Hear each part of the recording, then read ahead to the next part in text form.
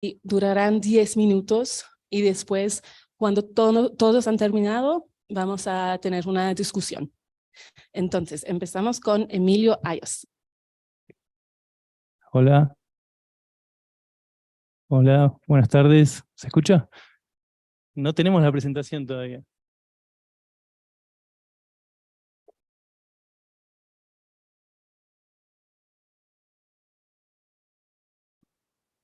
Bueno, ahí estamos, buenas tardes. Es un gusto para mí estar aquí. ¿Funciona el...? Sí, ahí está. Estoy muy contento de estar acá en Manizales. Un poco la presentación tiene que ver con retomar algunas notas sobre educación y activismo a partir de mi trabajo de investigación. La idea es poder reconstruir algunas discusiones sobre la idea de educación y activismo en la relación entre las políticas sociales, los jóvenes y la discusión sobre la violencia. La idea es presentarles solo algunas notas de mi trabajo de investigación, pero no meterme en los resultados específicos de mm, la última investigación que hice, sino sobre todo reconstruir algunas discusiones que creo que pueden ser útiles para el trabajo de investigación que estamos haciendo en conjunto. Así que...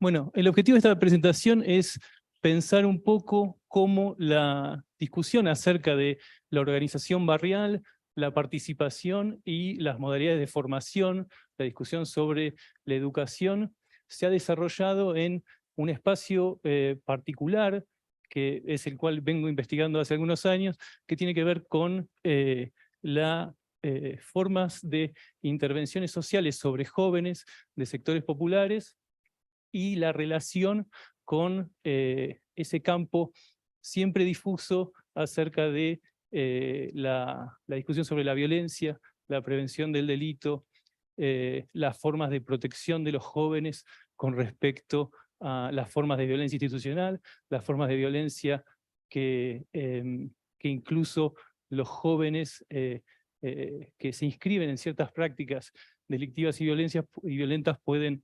ser víctimas. Así que la idea es pensar cómo en ese espacio en el cual se observa esa relación entre el campo de las políticas sociales y la discusión sobre la seguridad y las formas de prevención de la violencia y el delito, puede pensarse, digamos, el tema de las formas de activismo juvenil, las formas de organización comunitaria y los procesos de formación, digamos. ¿Qué podemos decir acerca de la idea de educación en relación de la idea de educación, de la idea de formación, de la idea de organización comunitaria y de participación juvenil en esos espacios específicos que he observado estos años en relación, en mi investigación con respecto a la relación entre las políticas sociales y la discusión sobre la seguridad y la prevención del delito y la violencia, ¿sí? En ese sentido, lo que voy a hacer es presentarles, primero, una reconstrucción del problema de investigación en general y cómo ese problema de investigación se relaciona específicamente con la idea de organización comunitaria, participación y activismo juvenil, y con la idea de la educación y de la formación. Luego voy a mostrar solamente, dado que es una presentación muy breve, algunos pequeños resultados de una investigación, de un trabajo que publicamos hace algunos meses con dos colegas del Instituto Gino Germani, y luego voy a tratar de recuperar cuáles creo que podrían ser algunas de las líneas de discusión en torno a esta relación sobre organización comunitaria, activismo y formación, pensando ese espacio de la prevención del delito, digamos, y los programas sociales que recuperan esa discusión sobre la peligrosidad, la supuesta peligrosidad de los jóvenes. Voy a hacer referencia sobre todo sobre Argentina y específicamente sobre Buenos Aires, ¿sí? No voy a profundizar en los resultados específicos, sino voy a tratar de ir a las discusiones que creo que pueden servir para la discusión con los otros participantes del panel, ¿sí? La próxima. Disculpen la cantidad de texto, disculpen, pero traté de que que esté la traducción en inglés para las colegas, ¿sí? Así que las colegas puedan traducirlo. Entonces, el problema de investigación y los ejes que pueden tener un vínculo con esa discusión acerca del activismo juvenil, la organización comunitaria y las formas de educación, tienen que ver en principio con que, digamos, mi investigación estuvo siempre vinculada a analizar las narrativas sobre la peligrosidad de los jóvenes de sectores populares y su relación con el campo de lo social, ¿sí? Pensando las nociones de vulnerabilidad, pobreza, marginalidad, cómo, digamos, las narrativas sobre la supuesta peligrosidad de los jóvenes populares, digamos, atravesaba o cruzaba el campo de lo social y el campo de la seguridad, ¿sí? He mirado esa producción de narrativas en la intersección y la articulación entre el campo de las intervenciones sociales y las políticas de prevención del delito y la violencia, ¿sí? En general he tratado de mirar esas narrativas en el campo de las políticas, ¿sí? Y en ese sentido, las intervenciones que he analizado van desde las políticas que específicamente se reconocen como políticas de prevención del delito, de prevención social del delito, a políticas que, siendo intervenciones asistenciales sobre jóvenes, no se reconocen como explícitamente intervenciones de prevención, pero las atraviesa una preocupación acerca de las formas de conjurar esas prácticas violentas o que son consideradas delictivas. Estas políticas siempre han tenido una perspectiva comunitaria, de desarrollo comunitario, y eso tiene, digamos, significa que en general, y pensándolo en términos muy globalmente, estas intervenciones piensan que las formas de organización comunitaria suponen mecanismos de prevención de la violencia y el delito. Si está por detrás de esa idea, digamos, la idea de que la organización y el desarrollo comunitario es un mecanismo preventivo, como dice la literatura. Y que además esa activación comunitaria, esas formas de motorizar la organización comunitaria, al mismo tiempo suponen actividades de formación, actividades educativas de distinto tipo, pero también artísticas, culturales, deportivas, recreativas, ¿sí? Y además que en este tipo de intervenciones la idea de educación es una idea central, digamos, porque no solo en estas intervenciones la idea de la reinserción escolar es un objetivo casi omnipresente en este tipo de intervenciones, sino que esas prácticas de activación comunitaria, pero también esas prácticas de formación y de recreativas, culturales y de distinto tipo, son pensadas como precondiciones para la inserción en los espacios formales de educación. ¿Sí? La idea de que es necesario que esos jóvenes, de 3 minutos nada más, de sectores populares, supone que son precondiciones para el ingreso en los espacios, o el reingreso en los espacios formales educativos. Ahora sí.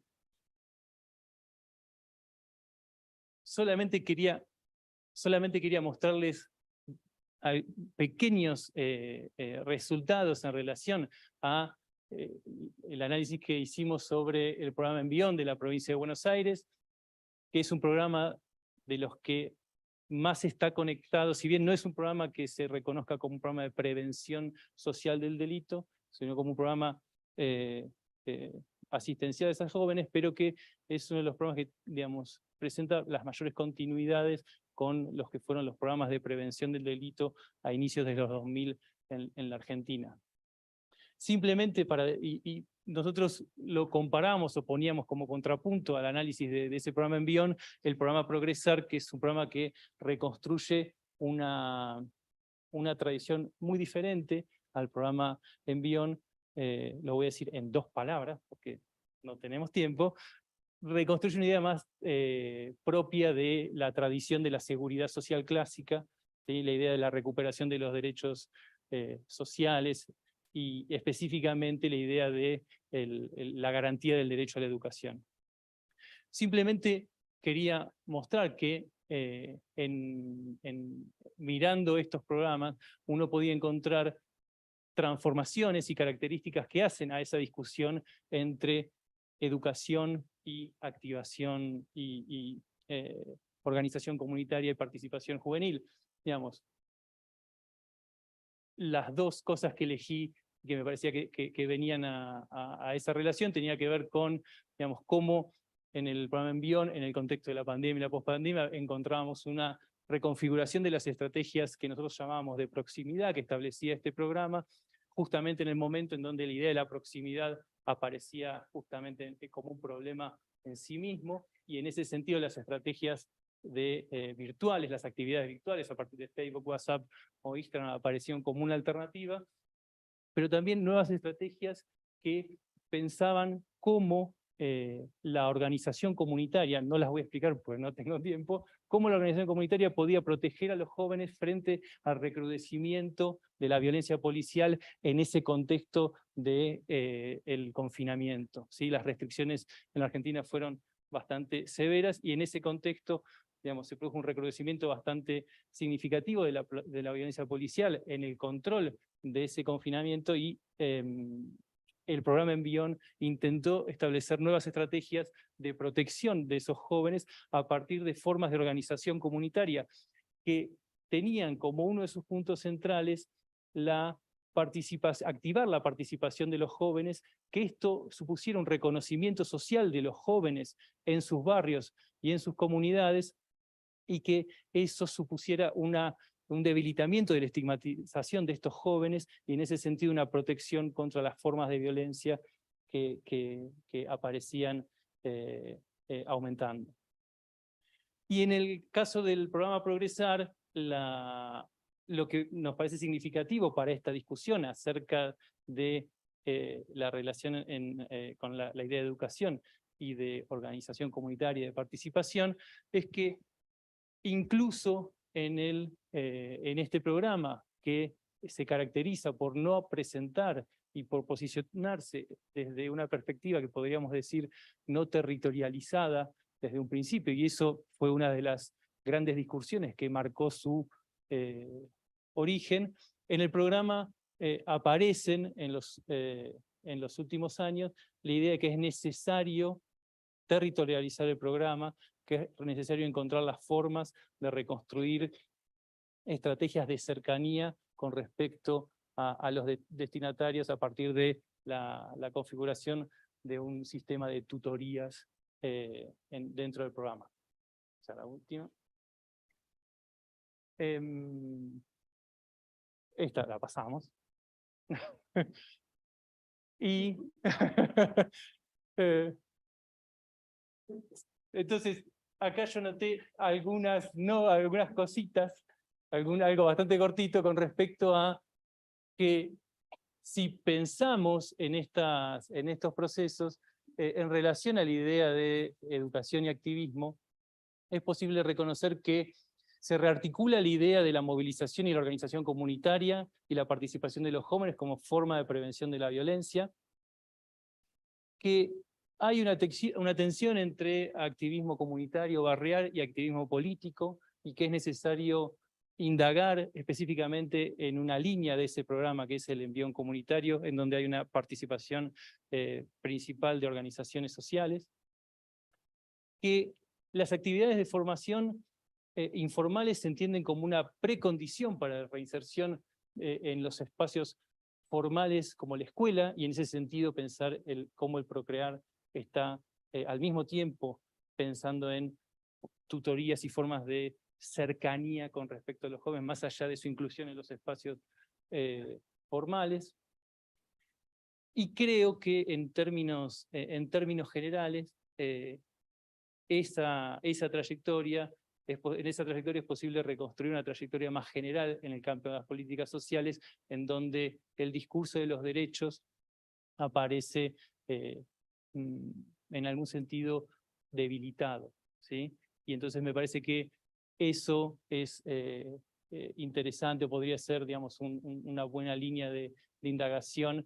¿Qué relación tiene eso con la emergencia de los discursos de la nueva derecha, pero sobre todo con los procesos de estigmatización de los destinatarios de planes sociales y el reforzamiento de la asociación entre esos destinatarios con respecto a la violencia y al delito? Bueno, era mucho menos tiempo del que pensaba, pero gracias.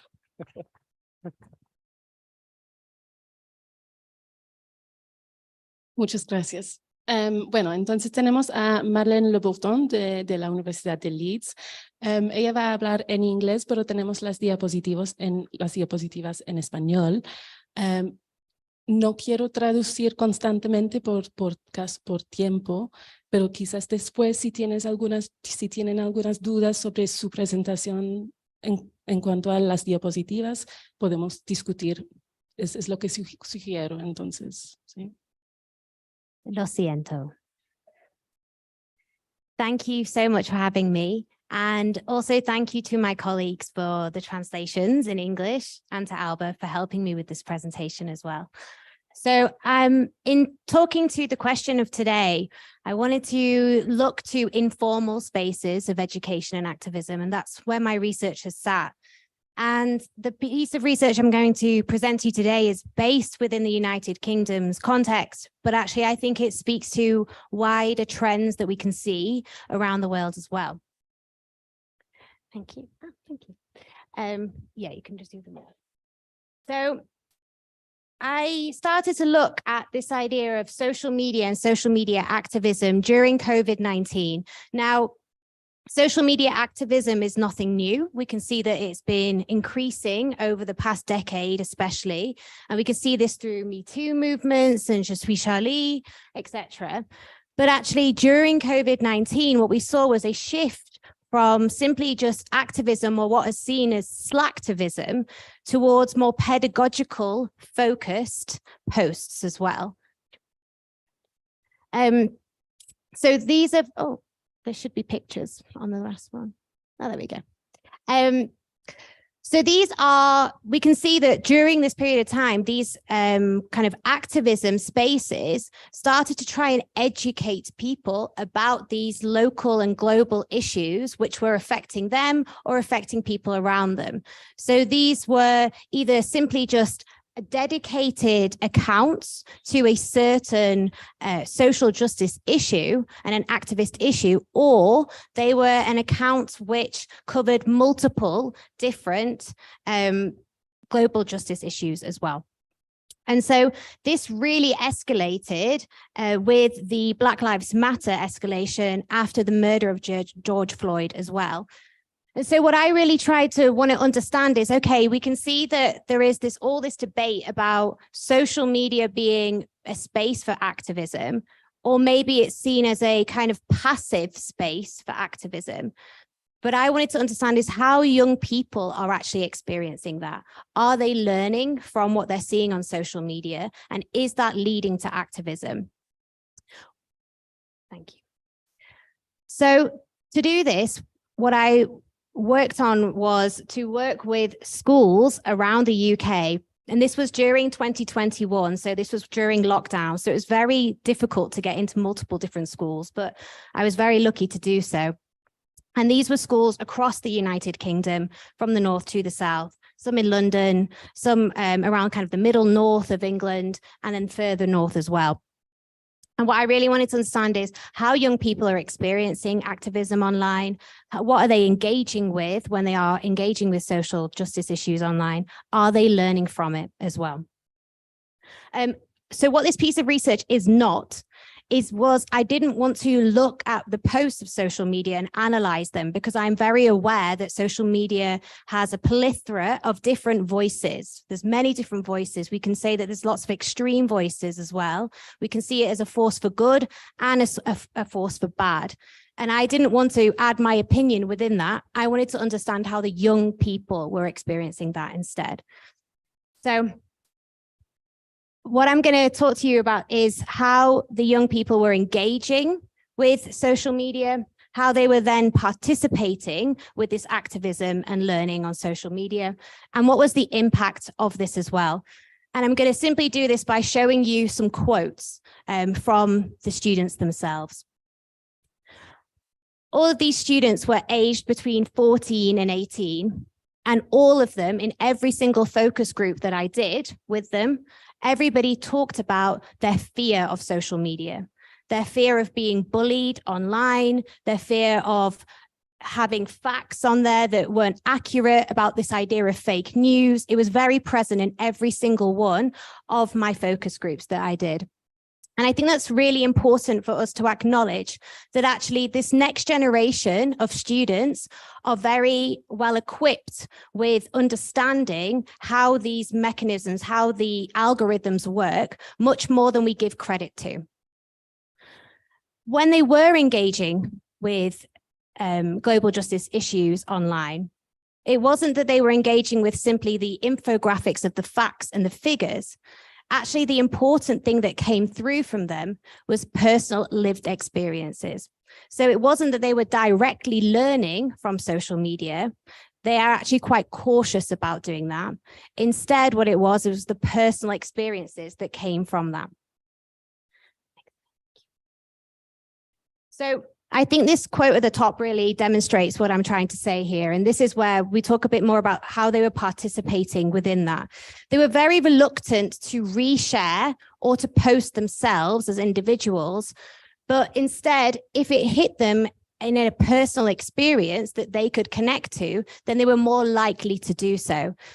This top quote here is from a student in London who was Lebanese, and he had seen that in Lebanon there were some pro-Palestinian protests happening. And he said that it had such a strong impact seeing these protests online. He pumped his chest and he said, it really hit me here. And in doing so, he went and joined a protest in London too, right? So we can see that there is an impact there, and the impact is the personal experiences that were affecting them. The personal experiences that they talked about, the global justice topics that we talked about in these groups really varied, from climate change to fact activism to anti-racism. It was a plethora of different topics. Two kept coming back up, and that was anti-racism and sexual harassment. This is unsurprising, as in the United Kingdom at the time, a lot of the media was around the murder of George Floyd and also the murder of Sarah Everard, who was a young woman in London. Both of these are examples of police brutality, and yet none of the students actually spoke about police brutality, which is an interesting reflection. So we can see here again, right, the things that were impacting them was personal lived experience.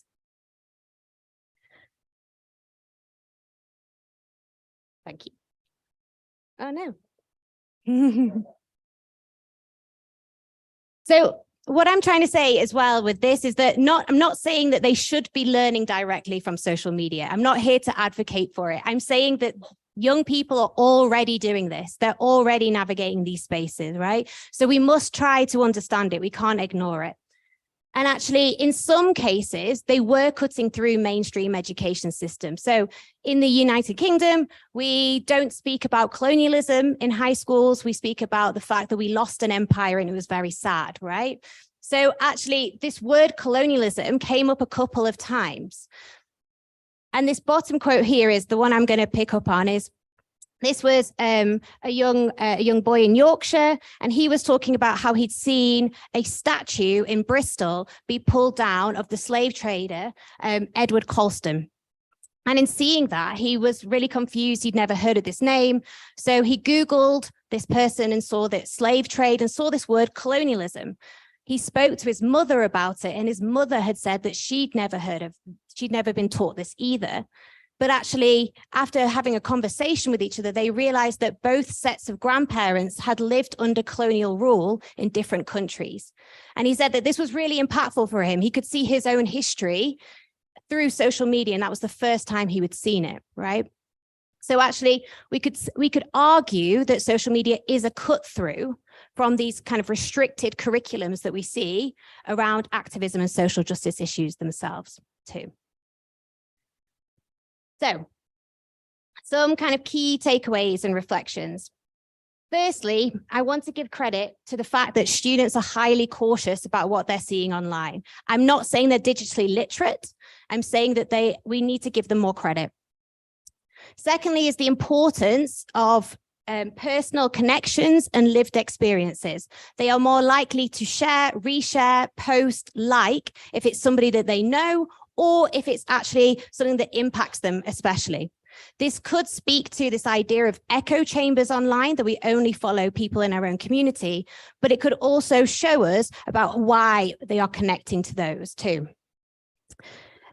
It also shows that social media can be a catalyst to further research and for activism as well, right? So maybe they aren't directly learning through social media, or maybe we can't see social media as the space for activism, but actually maybe it's the catalyst to do that outside of the online spaces as well. And lastly, kind of applaud really, that as researchers and educators, we must take social media more seriously, right? Young people are on there. One of my students that I spoke to had been on social media for 18 hours in one day during the lockdowns, right? So they are online, and we need to make sure that we understand that too. I will leave it there. I realize that I've probably said lots of words that might not translate very well. So there is my blog here, which is you can do the QR code with, and you can translate yourselves as well if you want to understand more. Thank you very much. Muchísimas gracias, Marlene. Entonces, como dije, si tienen algunas preguntas sobre el contenido, podemos discutirlas después. Bueno, próximo, Martín Unzue, gracias. Bueno, buenas tardes. Voy a intentar ser lo más breve posible. Voy a presentar algunas líneas de una investigación y varias preguntas. Un poco la idea del panel es, bueno, vincular algunas experiencias europeas con algunas experiencias americanas, y yo particularmente lo que voy a hacer es trabajar sobre los jóvenes y la participación política de los jóvenes en la universidad.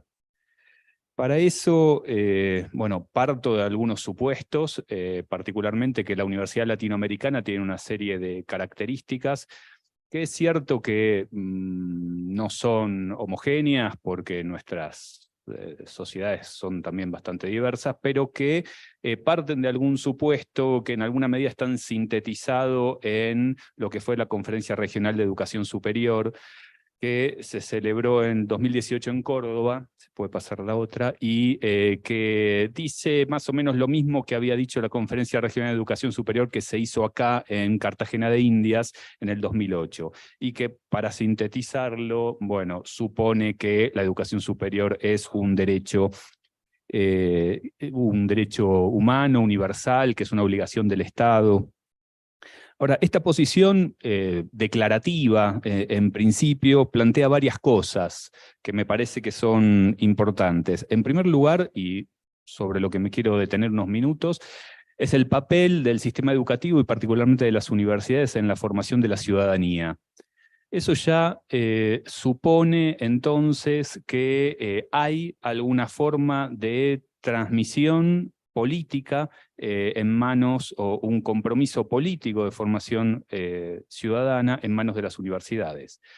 Esto se da en un proceso donde, bueno, nuestras sociedades avanzan hacia ciclos de despolitización, donde las fuerzas despolitizadoras son fuertes y donde además las tendencias a la neoliberalización del funcionamiento de la universidad, bueno, ponen en cuestionamiento un poco esta dimensión politizadora o repolitizadora o formadora de ciudadanía que está en la universidad.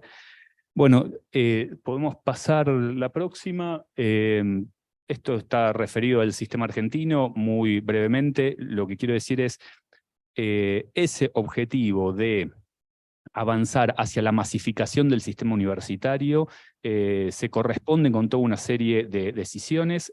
Primera de ellas, un proceso de creación de nuevas universidades que se ha dado en muchos países de la región y que en el caso argentino significa que hoy más de la mitad de las universidades nacionales que hay en Argentina se crearon desde el retorno a la democracia en adelante, es decir, en los últimos 40 años, y para ser más justos, en realidad en menos tiempo, pues fue desde comienzos de los años 90. Esa política de creación de universidades es una primera respuesta a el objetivo de la universalización de la educación superior. Acá aclaro también que en el caso argentino hay alguna particularidad en relación a otros países de la región porque es el sistema universitario el que ocupa la mayor parte del sistema de educación superior, o sea, el sistema universitario es más significativo en términos de estudiantes y demás que el resto del sistema de educación superior. Esa política de apertura de universidades viene también de la mano de otras medidas como, en primer lugar, abrir universidades nuevas en regiones poco favorecidas económicamente, es decir, acercar las universidades a los sectores más vulnerables y con más demandas. Acá lo que vemos es que más o menos un 21% de las universidades nacionales que tenemos hoy en Argentina están emplazadas o tienen su sede central en zonas que podríamos considerar no favorables, ahí es no favorables, y eso representa más o menos el 14% de los estudiantes, que son unos 244.000 estudiantes en 13 universidades nacionales. Esos estudiantes, bueno, se ha trabajado mucho sobre ellos, tienen una serie de características particulares. Una significativa es que provienen de hogares que no tienen tradiciones de estudios en educación superior, que son lo que habitualmente se llama primera generación de estudiantes universitarios, que provienen de territorios complicados, con problemas económicos diversos, etcétera, y que son atendidos por un conjunto de programas y políticas sociales. Una de ellas es el programa Progresar, al que se refirió Emilio hace un rato, que tiene un capítulo específico para las universidades, incluso que tiene un capítulo específico para algunas de las carreras universitarias, como la de enfermería, ¿sí? Con el objetivo de facilitar el acceso de jóvenes e incluso no tan jóvenes estudiantes que provienen de hogares con condiciones vulnerables a los estudios universitarios.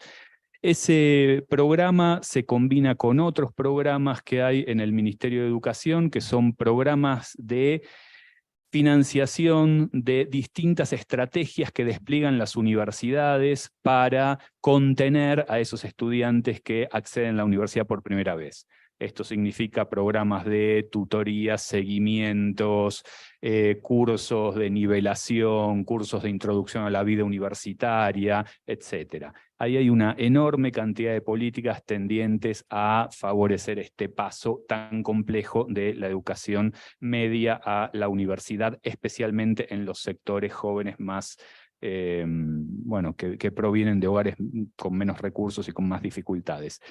Ahí también hay una serie de actividades que emprenden las universidades y me interesa mencionar, aunque sea brevemente, que en los últimos años se ha desarrollado un fuerte proceso de creación de colegios secundarios bajo la órbita de las universidades. Un poco es el aporte de las universidades a las dificultades del ingreso en nuestros sistemas, y esto es algo que pasa en varios países de la región. Tenemos niveles de deserción muy elevados, niveles de terminalidad, de egreso muy bajos, especialmente de estos nuevos sectores a los que se quiere incluir en la educación universitaria.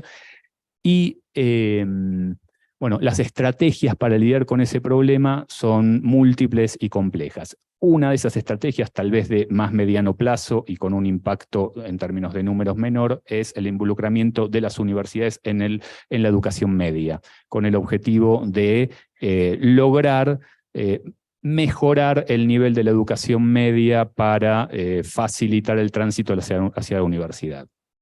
Podemos pasar, sí. Voy a hablar ahora brevemente de algunas cuestiones que surgen de diversas encuestas que estuvimos haciendo y que se refieren a cómo perciben los estudiantes, por ejemplo, esas múltiples políticas de inclusión que se van desarrollando. Los estudiantes se sienten comprometidos por esas políticas, se sienten involucrados, se sienten beneficiados por esas políticas. Esa es una primera pregunta. En este gráfico lo que vemos es, esto surge de una encuesta que se hizo a estudiantes de varias carreras de una universidad tradicional, no de una universidad en una zona desfavorable, donde se les preguntó el acceso, qué pensaban sobre la afirmación que el acceso a los estudios universitarios es un derecho y los mismos deben ser gratuitos, y vemos que hay bastante consenso en torno a la idea de que esto es así. No quiere decir que los estudiantes tomen necesariamente la bandera de la politización para sostener este derecho. Podemos pasar el siguiente, porque también les preguntamos si tienen contacto con las agrupaciones estudiantiles, con los centros de estudiantes, etcétera, como forma de participación política de las universidades.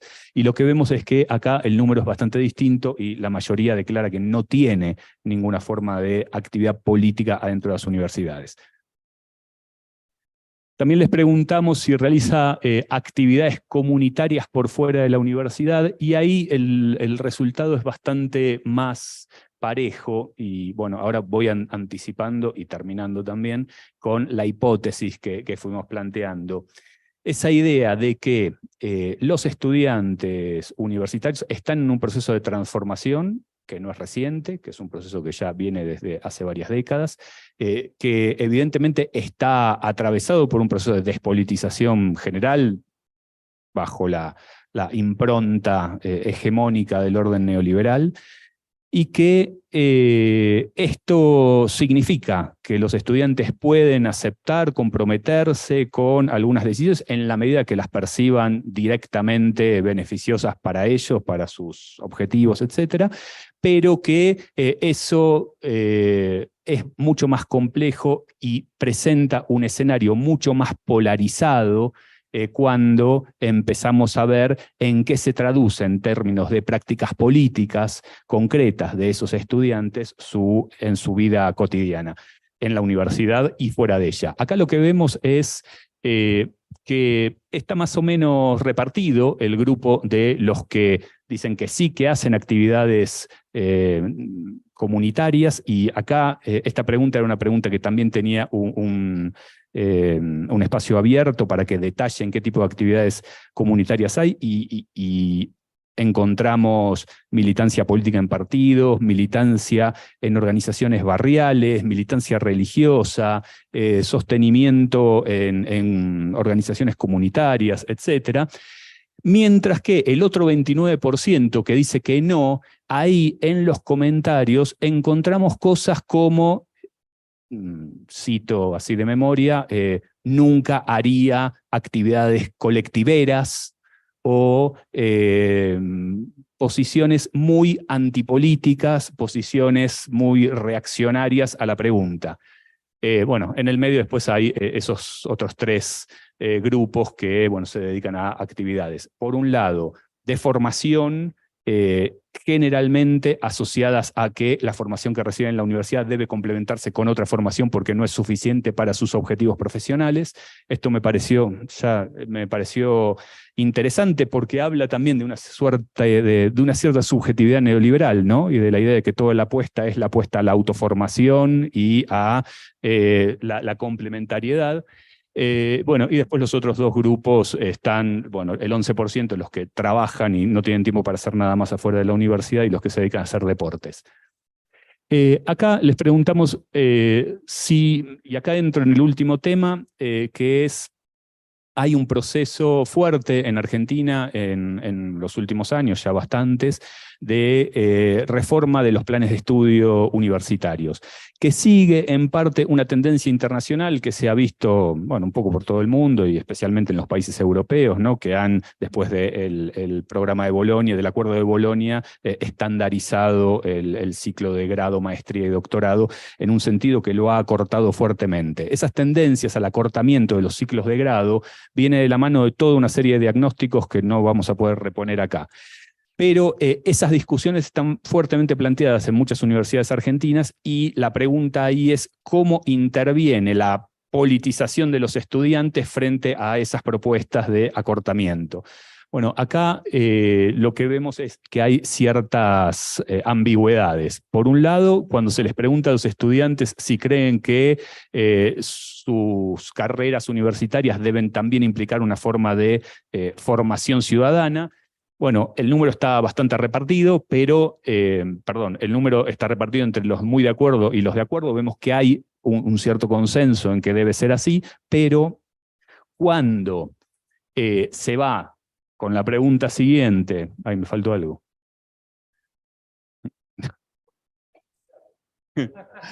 Cuando llegamos a la Universidad de Manizales nos preguntamos...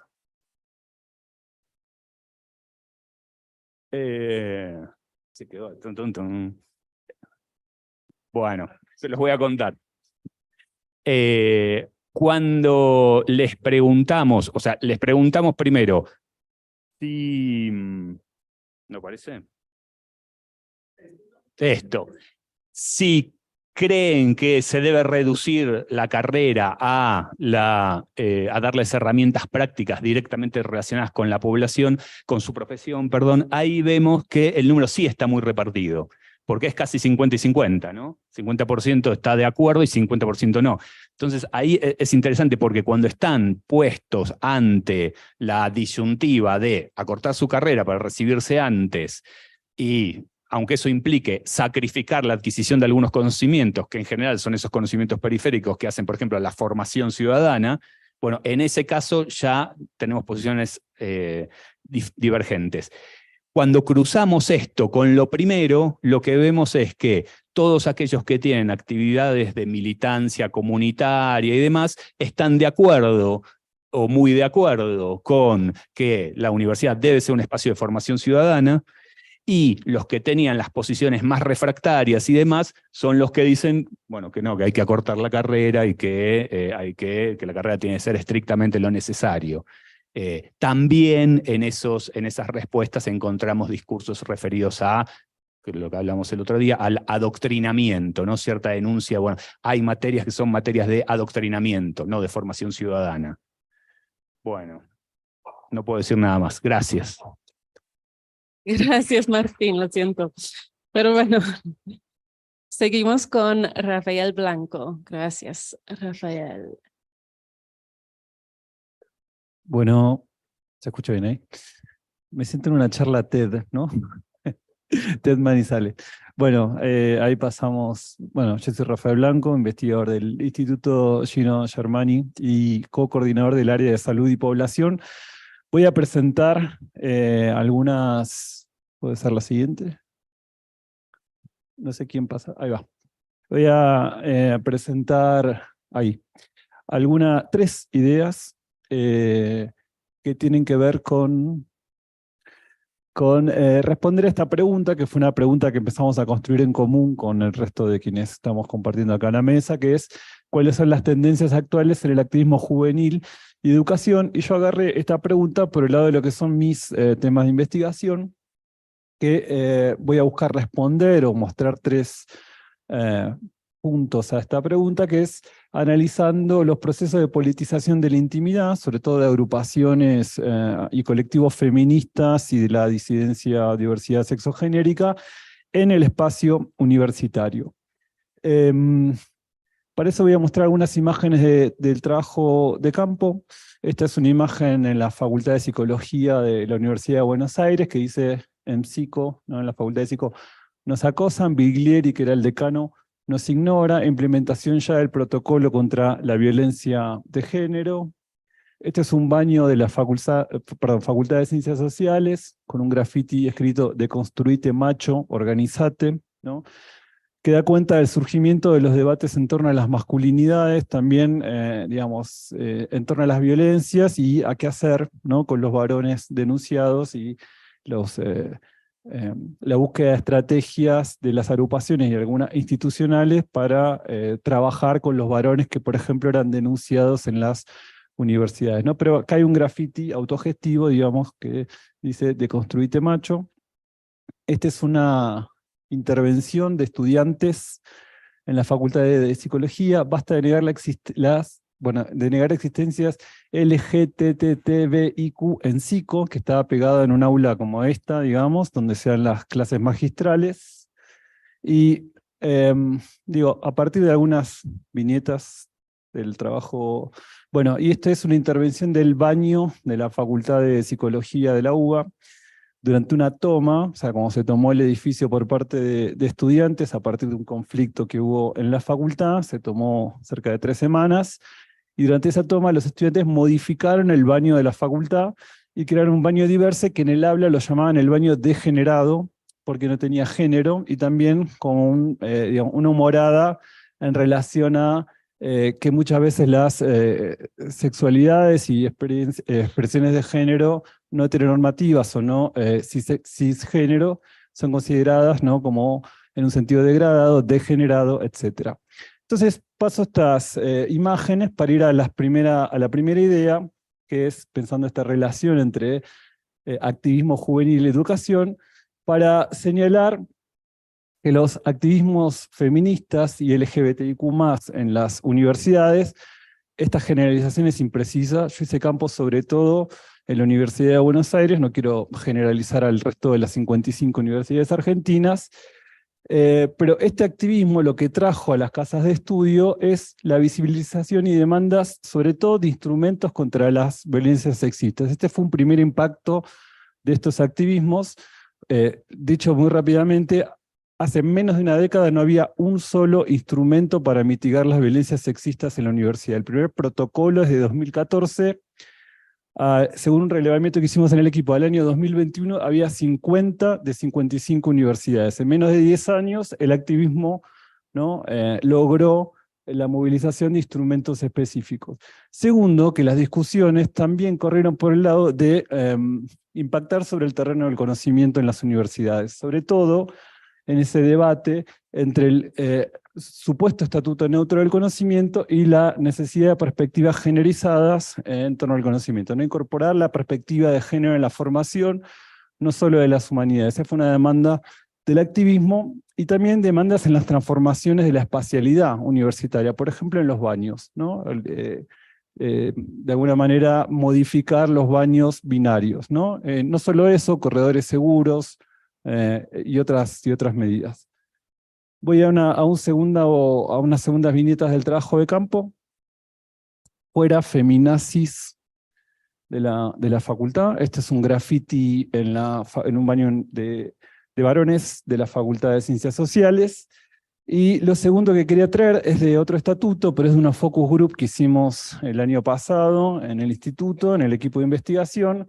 Un estudiante que decía: el curso obligatorio de género, porque la UBA, a partir de estos debates, la Universidad de Buenos Aires estableció un curso obligatorio para todos los estudiantes en formación en perspectiva de género. Esto para pensar esa relación entre el activismo y cómo eso es tomado por las políticas institucionales. Y un estudiante decía: el curso obligatorio de género para mí fue una oportunidad perdida, muy simplificado.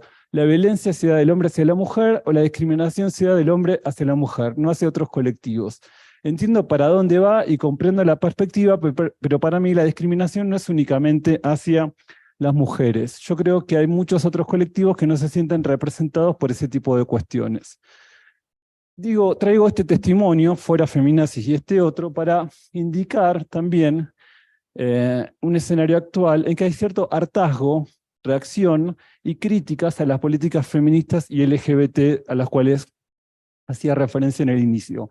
identificamos a partir del trabajo etnográfico y etnográfico o etnografías virtuales ciertas reacciones o expresiones o posiciones reactivas a estas políticas, pero también la revisión crítica de activistas que son adherentes a estas políticas, pero que a 5 o 10 años de aplicación de políticas de género empiezan a identificar, ¿no?, críticas a estas políticas como que son simplificadoras, que son mujeristas, y otras críticas que aparecen. Y finalmente, a lo que también empezamos a ver es la crítica a los,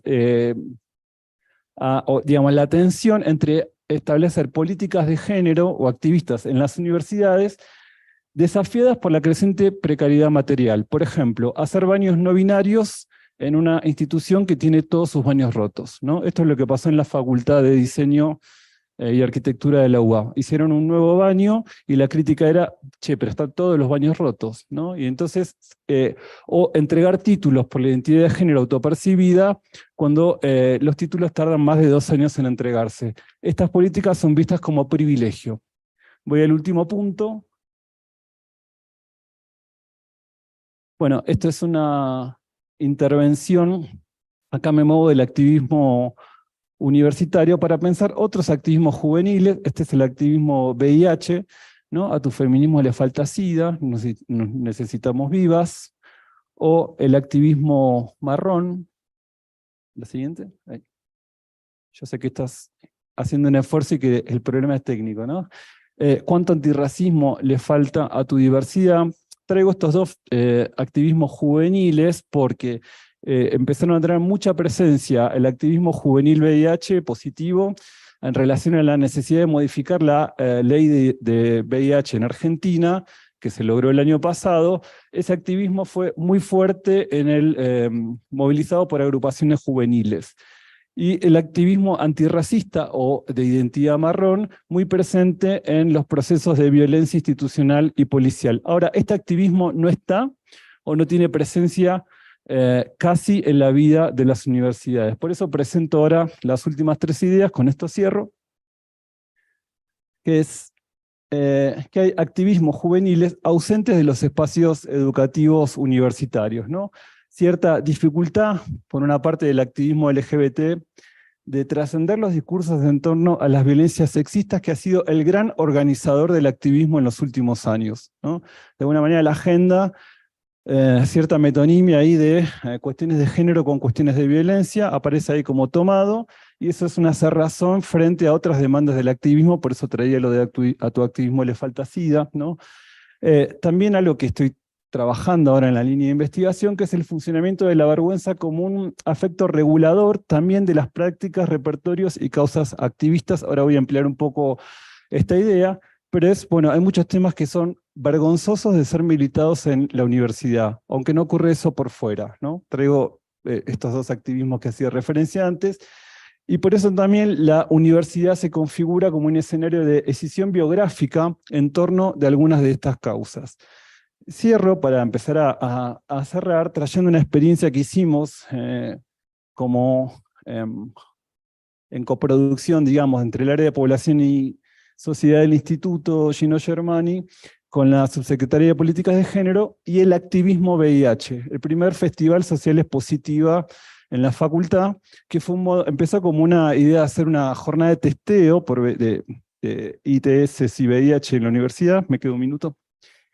Y el activismo nos dijo, bueno, pero no es solo el testeo. ¿Qué pasa con la gente que vive con VIH y viene a la facultad? ¿No? ¿Qué es la presunción de sanidad? ¿No? ¿Es solo testearse o hay que intervenir por la visibilidad también? Esa articulación con el activismo que estaba pidiendo la ley hizo, ¿no?, que organicemos este festival. La persona que coordina la red de jóvenes positivos estudia sociología en nuestra facultad.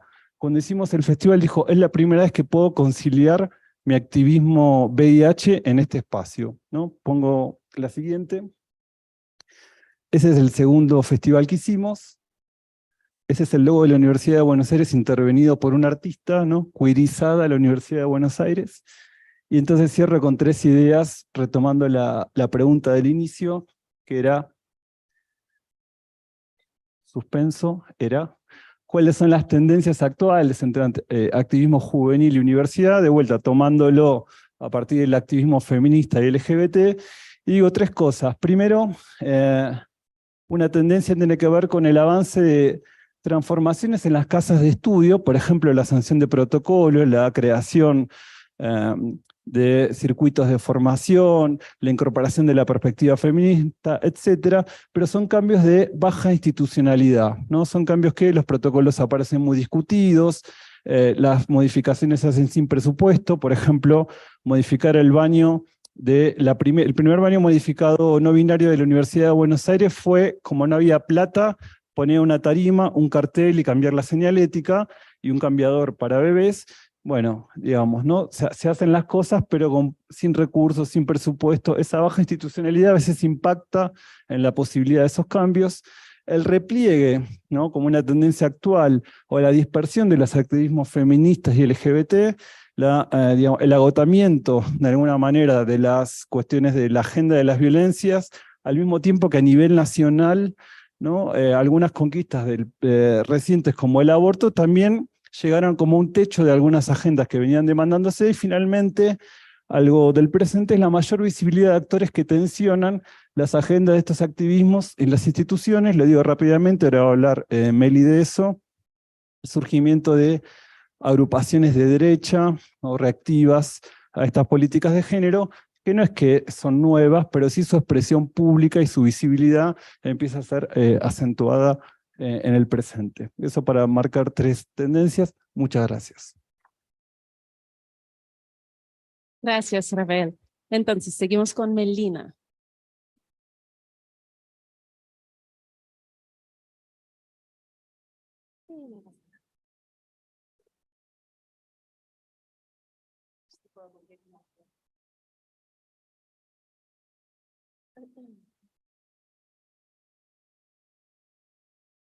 Bueno, buenas tardes. Voy a compartir algunas ideas de una línea de trabajo que vengo desarrollando en los últimos 2 años, que tiene que ver con pensar esto que propone el posteo de Jóvenes Republicanos, qué significa ser jóvenes y de derecha. Las presentaciones de mis compañeros ayudan bastante a introducir este tema y delinean algunos de los puntos sobre los cuales voy a tratar de trabajar. En este proyecto nos preguntamos por la relación de las juventudes con la política en los ámbitos educativos. No es este el foco principal de mi trabajo, me dedico más que nada a pensar el rol que tienen las juventudes dentro de la contienda electoral, político-partidaria, es decir, dentro de estos agrupamientos que terminan participando en este año tan importante en Argentina, en la coyuntura electoral que tenemos, de partidos políticos, donde estas juventudes, como agrupaciones que entran y salen, mutan y se reconfiguran, nutren una militancia juvenil. Bueno, decir que algunas de las cuestiones que voy a plantear tienen que ver con una investigación cualitativa, etnográfica. Acompaño a estos grupos haciendo trabajo de investigación hace 2 años, como les decía, pero muchas de las cuestiones que vamos a pensar y a plantear tienen que ver con dinámicas que permiten pensar en una transnacionalización de las causas, de las agendas, de los activismos y de las experticias militantes. En este sentido, preguntar por la relación entre jóvenes y derecha tiene que ver con preguntarse por la reactivación de activismos que se dicen juveniles y de derecha al mismo tiempo. No quiere decir que no hubiera derechas antes, las hubo, pero sin duda se observa una derecha que busca promover, interpelar a las juventudes, y juventudes que, como dicen los propios militantes, y los voy a hablar en masculino porque es una población fuertemente masculinizada, dejamos de tener vergüenza en reconocernos como liberales, libertarios o de derecha. Voy a introducir este libro porque me parece, no porque quiera llegar a una descripción prescriptiva de qué es la derecha, como si se tratara de una definición, sino porque la figura de Agustín Laje se ha convertido en un elemento bastante aglutinador de estas juventudes de derecha. En Argentina es un chico que viene de la provincia de Córdoba, pero es un chico que circula mucho por distintos países y sobre todo en torno a los debates que se están dando sobre las agendas de género, en términos sobre todo parlamentarios, ¿no? Y en este sentido él escribió varios libros, El libro negro de la nueva izquierda, por ejemplo, es uno de ellos. Este es el anteúltimo, acaba de sacar uno este año. Y es un joven que moviliza circulación por presentaciones de libros, que promueve, al igual que otros referentes dentro de esta llamada nueva derecha, y quiero poner nueva derecha entre comillas, porque, y creo que también tiene que ver con las maneras con las cuales pensamos estas dinámicas, que tiene que ver con una categoría nativa, es decir, una categoría que los propios actores quieren fundar, con un intento, con una propuesta de hacerle una lavada de cara a esa derecha. Por eso me gusta que la idea de nueva no tenga que ver con la manera en que yo adjetivo a estas derechas, sino cómo estas derechas intentan representarse a sí mismas, activando, reactivando viejas agendas y poniendo algunos acentos novedosos, singulares, que tienen que ver con esta promoción del activismo juvenil. Bueno, ¿quiénes somos? Dice este libro, ¿no? Estas nuevas derechas, varones cansados de la demonización de su sexo. El candidato a presidente del espacio que está más a la derecha en Argentina dijo que él no era responsable de tener pene. Mujeres cansadas de la victimización ideológica a cambio de privilegios legales, léanse cupos, por ejemplo. Homosexuales cansados de que el orgullo se reduzca a lo que hacen en sus camas, blancos a los que se les dice que su raza está maldita, y negros que se oponen a la automarginación, nacionales que ven cómo la inmigración perjudica sus trabajos, inmigrantes legales que no tienen por qué aceptar que otros lleguen sin los requerimientos que ellos sí tuvieron que cumplir para emigrar.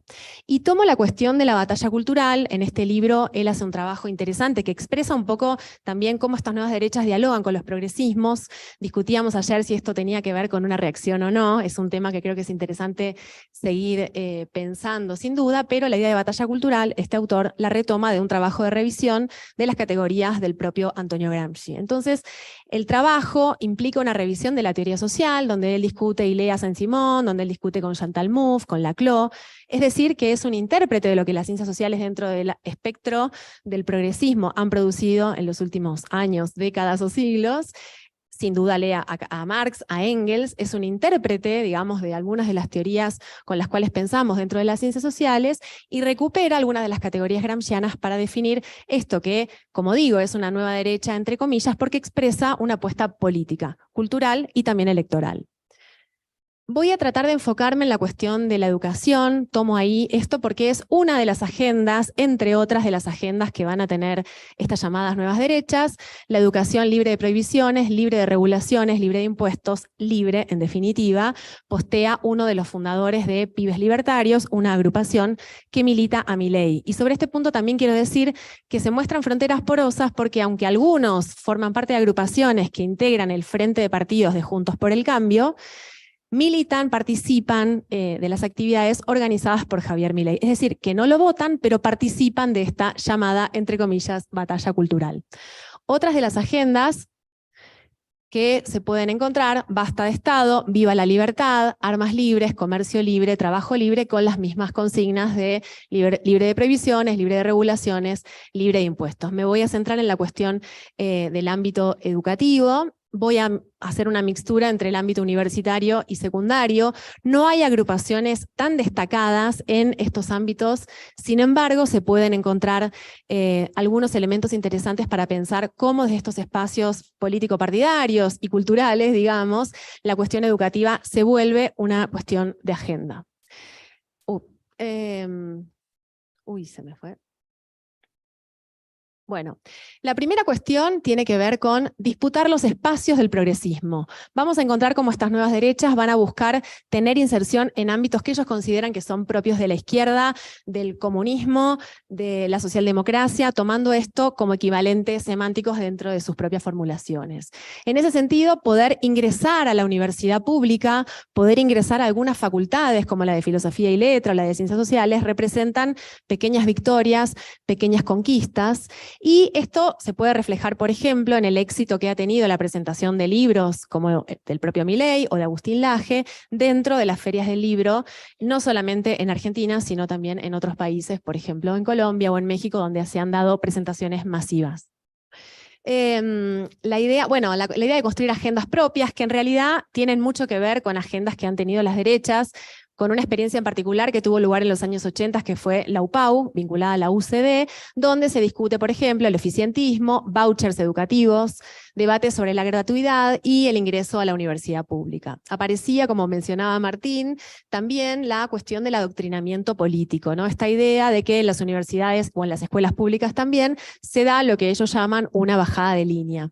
Ahí hay un posteo que se hizo dentro de otra agrupación donde se invita a que distintos seguidores muestren en qué escenas o contextos se dan estas escenas de adoctrinamiento, y esto sin duda tiene que ver con una dinámica que viene desde mucho antes, vinculada tal vez con el movimiento Con mis hijos no te metas, ¿no? Tensionando la idea de que los jóvenes, las niñas, son sujetos de derecho más allá de lo que sus padres o sus madres quieran, ¿no?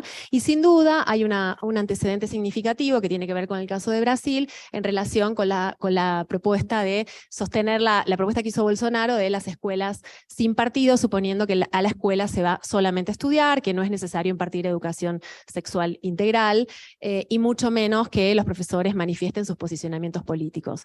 No sé si se llega a leer ahí, pero de alguna manera se menciona las expresiones sobre las cuales se habla de los años 90, por ejemplo, el uso del término neoliberalismo, la educación sexual integral, o la presencia de algunas figuras como Santiago Maldonado, sobre la cual me voy a referir ahora.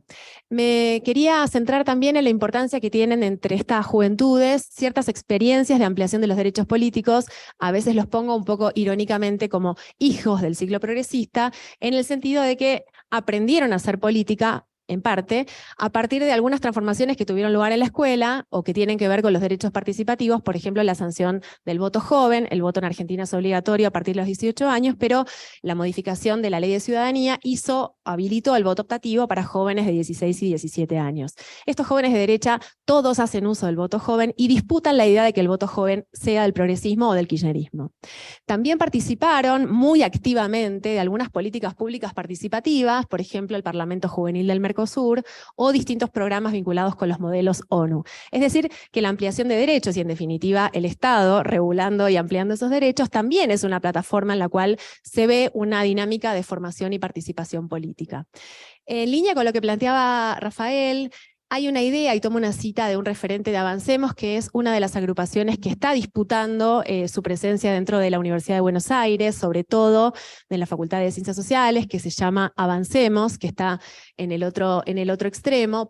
Nace una nueva agrupación de estudiantes en la UBA por una alternativa de cambio real. La idea de, bueno, si no tenemos recursos, si no tenemos baños en condiciones, ¿cómo nos vamos a preocupar por enseñar educación sexual, ¿no? La idea de que hay una prioridad diferente, o la idea de que la gente con menos recursos no quiere que haya política, no quiere que haya paros, quiere que haya educación.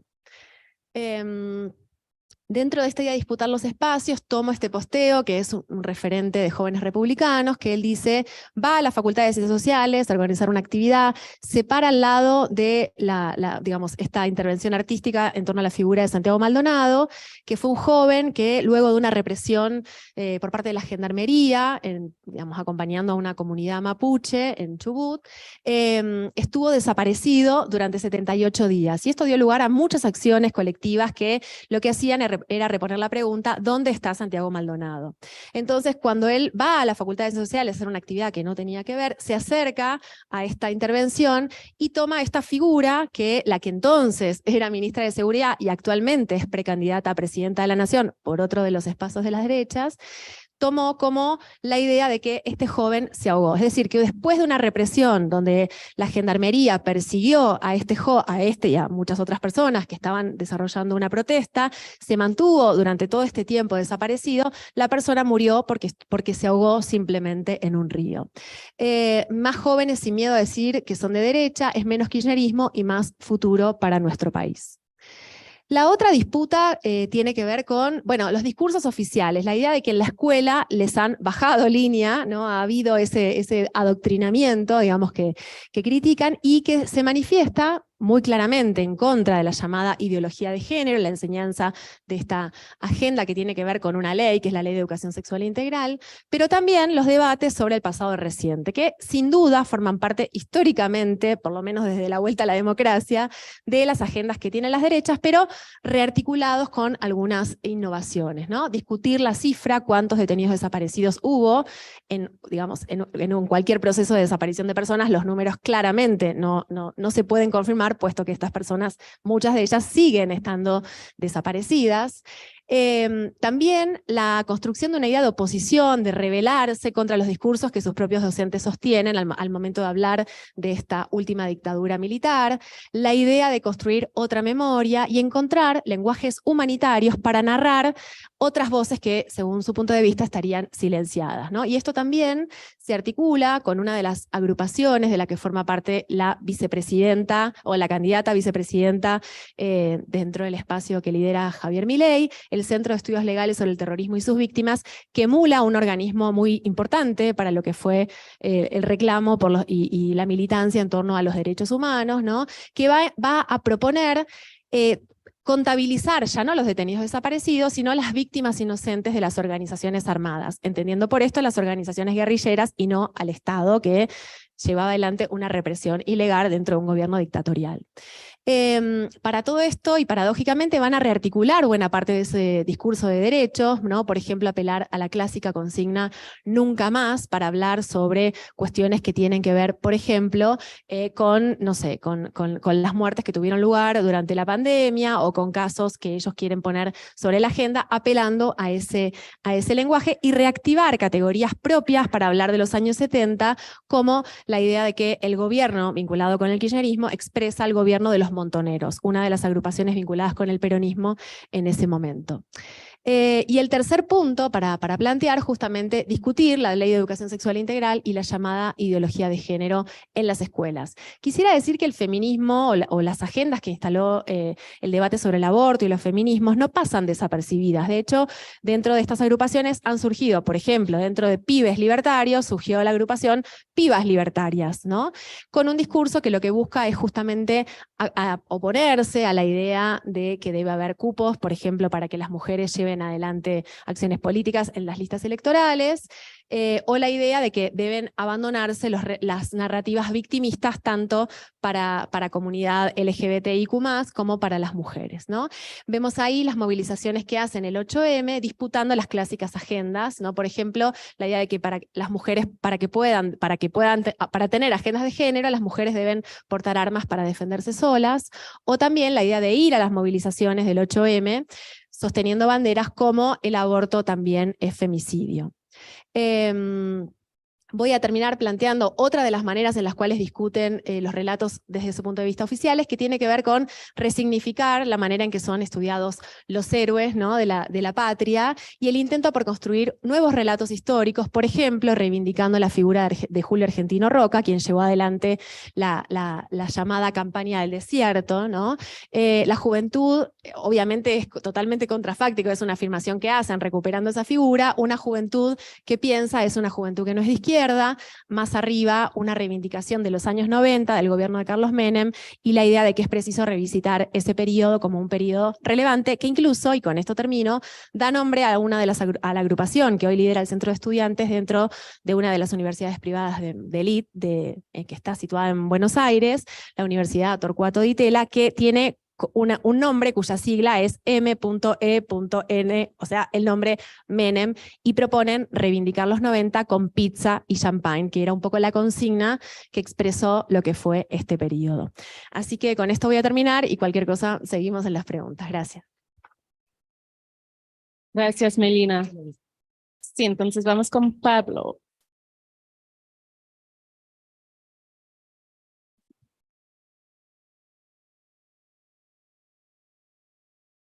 Buenas tardes para todos, para todas. Yo soy el que paso, ¿cierto? Yo te miraba a vos y soy yo. Está bien. Bueno, justamente siguiendo, y creo que soy el último, no, el anteúltimo, falta Alba, obviamente, disculpa, Alba. Soy el anteúltimo en esta conversación, en este diálogo. Y bueno, continuando con este intercambio o este debate acerca de las formas de participación juvenil, pero sobre todo en ámbitos educativos o estudiantil, yo me voy a centrar en cuestiones vinculadas con formatos, repertorios y, digamos, agendas, sobre todo vinculados con escuela media, escuela universitaria, con, digamos, liceos, en base a un, digamos, trabajo empírico que hicimos entre el 2019 y el 2021, obviamente 2020, 2021 de forma virtual, virtual, y en 2018, 2019 de forma, digamos, presencial, y en parte lo que voy a decir se basa en unos resultados que fueron publicados el año pasado en un artículo colectivo en la, digamos, revista Foro, que es una revista educativa, ¿sí? Y a donde, vuelvo a decir, publicamos parte de las cuestiones o de los, digamos, hallazgos de esta, digamos, investigación. Justamente pensando entonces en formatos, repertorios y agendas, que es lo que les comentaba recién. Bueno, ese es quién soy yo y mis pertenencias.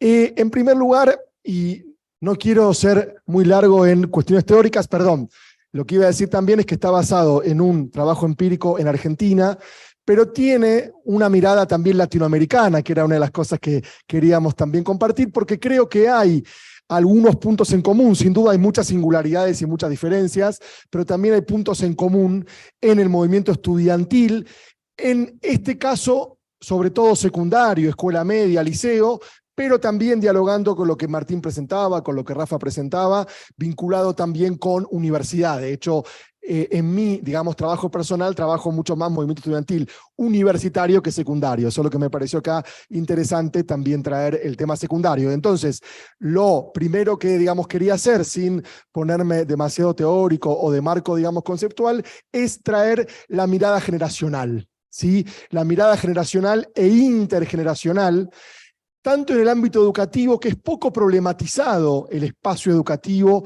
como un espacio intergeneracional, con lo que eso implica, y también la participación política estudiantil es poco problematizada como un ámbito o una participación con una configuración epocal, generacional, pero también como una forma de vínculo intergeneracional, con innovaciones, emergencias, rupturas, pero también con pervivencias, persistencias y diálogo entonces con anteriores generaciones. Entonces traía acá el movimiento estudiantil chileno, esta llamada rebelión de los pingüinos, en el año 2012, pingüino, no sé si hay alguien acá de Chile, quizás haya, ojalá tenga suerte. Bien, bueno, pingüino, como tú sabes entonces, es por la vestimenta que usan, la clásica, también hoy se ha ido, digamos, un poco, digamos, cambiando, pero la clásica vestimenta o el uniforme que es negro y blanco de los estudiantes secundarios chilenos. Y lo que traía entonces es esta cuestión de que esta mirada generacional no es solo una mirada analítica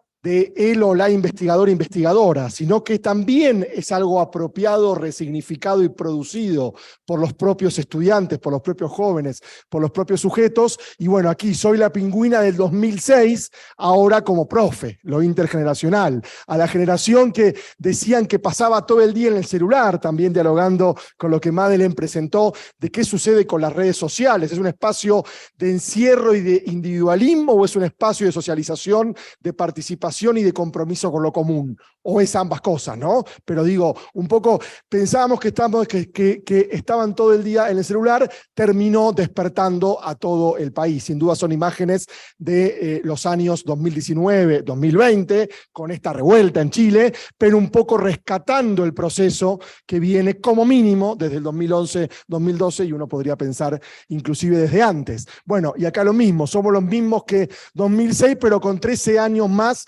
de indignación. Hemos vuelto, pero más despiertos, ¿sí? O sea, esta cuestión de una producción intergeneracional, que vuelvo a decir, es apropiada como producción política, como configuración de politización generacional e intergeneracional por los propios estudiantes, por los propios sujetos.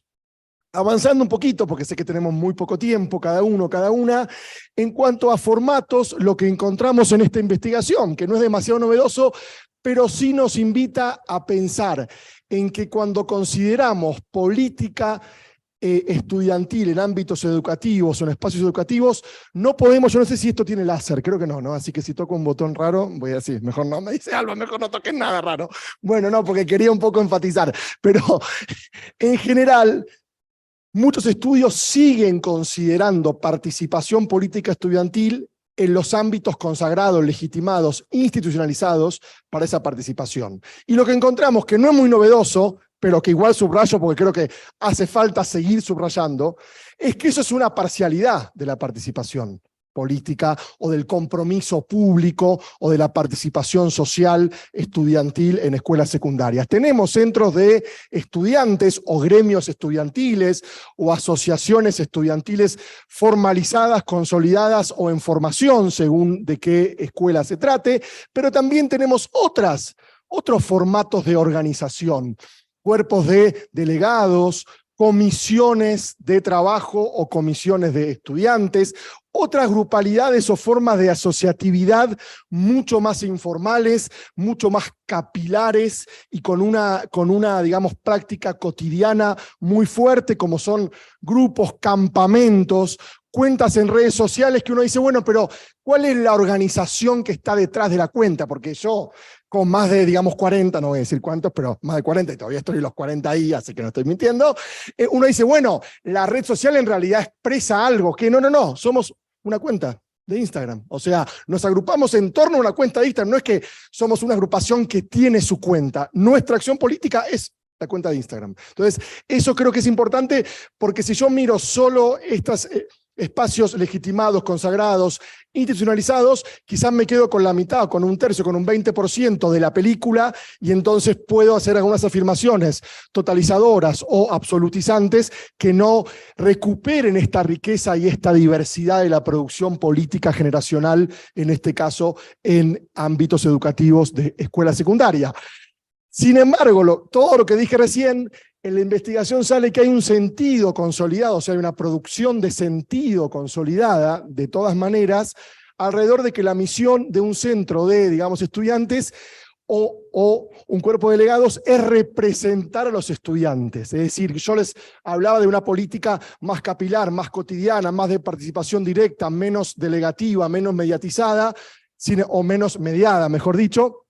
Sin embargo, sigue apareciendo como función principal de los espacios de participación representar, ¿sí? Entre comillas, entre aspas, digamos, inverter comas, representar a los estudiantes o expresar intereses, sistematizarlos, presentarlos públicamente o realizar reclamos ante las autoridades pertinentes, autoridades educativas del establecimiento o del local o de la escuela, o autoridades municipales, locales, regionales, departamentales, federales o nacionales. Hay que darle mucho a esto para que... Ahí está. Bueno, acá traí un testimonio que quizás lo voy a pasar, pero lo traje para un poco articular agendas, porque ahora voy a articular dimensiones, formatos con agendas, ¿sí? Que ahora voy a pasar a las agendas, y son dos testimonios en realidad en un diálogo, o sea, aparece como una pregunta nuestra de los, digamos, investigadores. Bueno, por un lado dice, el centro de, digamos, estudiantes se ocupa de pintar paredes de las aulas, de los salones, de las salas de aula, hacer jornadas, y también hacen un dispenser con preservativos, con condones, ¿sí? ¿Sí? Con, digamos, sombreros o como le llamen en cada lugar. Bien. Entonces ahí aparece esta agenda más de bienestar, más gremial, ¿sí? Pero también aparece una agenda de género, entre comillas, dialogando con lo que Rafa, digamos, un poco, digamos, reduciendo quizás lo que Rafa también presentaba, ¿sí? O sea, el centro no es una política pública de salud gubernamental, es el centro el que pone un dispenser de condones en esa escuela. Y otro diálogo dice, bueno, tiene que ver, con cómo se expresan estas desigualdades, estas jerarquías sexogenéricas o de género y disidencias en los códigos de vestimenta, en los uniformes o en la vestimenta que está habilitada y que no está habilitada para concurrir a un establecimiento educativo secundario, y cómo los estudiantes se organizan o reaccionan ante ellos. ¿Sí? Yo me puse un short, no sé, como un pantalón corto, no sé cómo se dice bien aquí, digamos, en Colombia, para ser sincero, porque siempre que vengo hace frío, así que nunca uso short, ¿cómo se dice? No sé. Pero bueno, sí, porque tenía sucio. Y me retaron, eso es ropa de hombre, lo dice una mujer o alguien que se identifica como digamos, mujer, ¿no? Eso es ropa de hombre, le dicen, ¿sí? También hay planteos que son tontos, que son estúpidos, ¿sí? Antes te decían que no se podía venir con una tirita, o sea, que no se podía ver la tirita de, el corpiño o de los, sostenes, que no podías venir con una camiseta sin mangas o, aquí se dice de otra manera, musculosa. Bueno, ¿por qué? Gracias a la comisión de género. O sea, el centro abrió una comisión de género y ahí comienza entonces esto de, bueno, ¿qué es lo que hacemos? ¿Qué agendas aparecen en esta participación? Y en las agendas de participación estudiantil aparecen otros temas, otras causas, que no son solo las estudiantiles o las estudiantilistas o las que uno esperaría de un centro de, estudiantes. Yo trabajo más participación en ámbitos territoriales, para ser sincero. Pero cuando leía bibliografía sobre participación estudiantil secundaria, todos decían, se van a organizar en torno a lo que se llaman demandas gremiales o de bienestar. Por ejemplo, las condiciones edilicias del establecimiento, o el boleto o el pasaje preferencial para estudiantes, o que haya comedor. Pero sin embargo hay otras agendas que comienzan a permear en realidad, que ya hace 15 años que están permeando en la escuela secundaria, y que si uno solo mira esas demandas clásicas, también se pierde esto. Porque esto aparecería quizás como una performance estética, y no como una forma de participación o de compromiso o de producción política generacional. Obviamente son varones con vestimenta atribuida a mujeres que están denunciando la desigualdad en la forma de vestimenta que hay en esa escuela, no al código de vestimenta, comisión de género, estas las voy a pasar rápido. Bueno, y esto es un faldazo o un pollerazo o una saya o un sayazo, no sé cómo se dirá en cada país, ¿sí? Que hicieron, ¿sí?, en una de las escuelas justamente para denunciar, si yo, varón, voy vestido con atributos femeninos, casi que me ven como un chiste y me dejan pasar. Si una mujer se viste con ropas demasiado que supuestamente exhiben o que no son con el decoro público, las obligan a ir a sus casas a vestirse de otra manera o son sancionadas. Inclusive acá lo mismo, bueno, es todo parecido con el pañuelo verde, que en Argentina hay países que es el pañuelo violeta o la pañoleta violeta, en Argentina es el verde, que simboliza muchas de estas luchas. Ahora también, y me muevo un poquito, encontramos que esta agenda permea desde afuera, entre comillas, del ámbito educativo o del ámbito escolar. Es decir, que hay participación dentro y fuera del espacio escolar. Pero esa participación puede ser leída como participación estudiantil. O sea, ahí no hay tan una escisión subjetiva, quizás como Rafa, mostraba, entre ser joven militante afuera y ser estudiante organizado adentro, sino que hay muchas más fronteras porosas, difusas, mucha más reversibilidad o ambivalencia entre esos ámbitos. Obviamente acá traigo manifestaciones callejeras, tomas de espacios públicos, urbanos en la ciudad de Buenos Aires, vinculada con agenda de género. Porque en la escuela es un patio, es una sala, es un patio, digo bien, es un espacio de, recreación de una escuela secundaria muy, tradicional en la ciudad de Buenos Aires, donde los estudiantes con sus cuerpos dibujaron o, formaron el Ni Una Menos.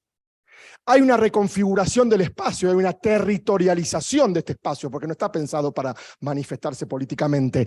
Hay una política con el cuerpo y con los cuerpos, de cuerpo presente. Esta política no puede ser delegada, representada. Yo no puedo votar el Ni Una Menos. Tengo que ir con mi cuerpo a escenificarlo, a presentarlo, a apropiarme y a resignificar ese espacio devenido territorio. Pero también un estudiante solo no me dice nada. Sería un estudiante que se acuesta en un patio y es sancionado inclusive. No, levantate, tú no te puedes acostar en el patio, tienes que estar parado, caminando o sentado. ¿Cómo me voy a acostar? Como si yo me acuesto acá. Ahora, todos esos estudiantes representan una producción política generacional, con agendas que entonces van permeando, ¿sí?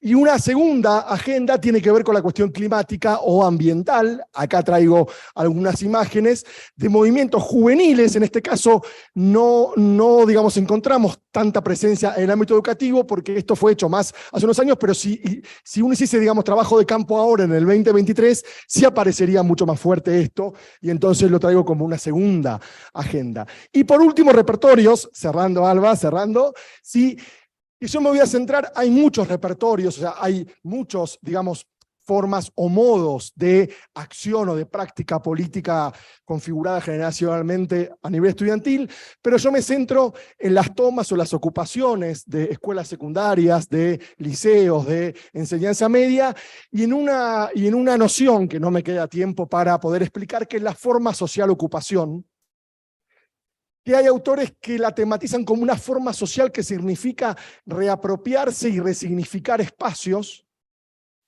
ocupados por relaciones sociales. Y hay muchas entrevistas que hemos hecho que muestran cómo los estudiantes secundarios de, digamos, nivel medio, se sienten mucho más parte y sienten a la escuela mucho más propia en los momentos de ocupación y de toma, o sea, cuando interrumpe la cotidianeidad de las clases, que en los momentos cotidianos de clase. Y esto por decir, entonces vamos a tomar siempre y que no haya clase. Yo no estoy diciendo eso, lo que estoy diciendo es cómo repensamos ese espacio de toma, no como un momento solo de rebelión y de, digamos, de caos en un punto, sino como un momento de producción política organizada, colectiva, ¿sí? que resignifica el espacio educativo también y no solo interrumpe tiempos, perdemos el año pero ganamos el futuro. Me pasó lo mismo que antes y no sé cómo volver. ¿Cómo se vuelve, Alba? Para atrás, pero le estoy dando y nada. Bueno. Pero ahora lo di muy atrás. ¡Uy! Esto está loco. En serio, yo les juro que no lo estoy tocando, ahora sí. Bueno, y acá lo mismo, ¿sí? Escuela tomada, y creo que esta es una forma que sucede en muchos países. En Brasil también hubo muchas ocupaciones de, digamos, escuelas secundarias, y creo que es importante poder pensar aquí, digamos, también en Colombia. Por eso creo que hay una suerte de clima de época o de códigos comunes que uno puede pensar en varios países: Chile, Brasil, Argentina, Colombia, como mínimo, México también, pero por supuesto que hay singularidades. Y ahora sí termino, y muchas gracias. Gracias, Pablo. Pues, ok. Bueno, muchísimas gracias. Y mis colegas van a tomar venganza ahora porque yo necesito...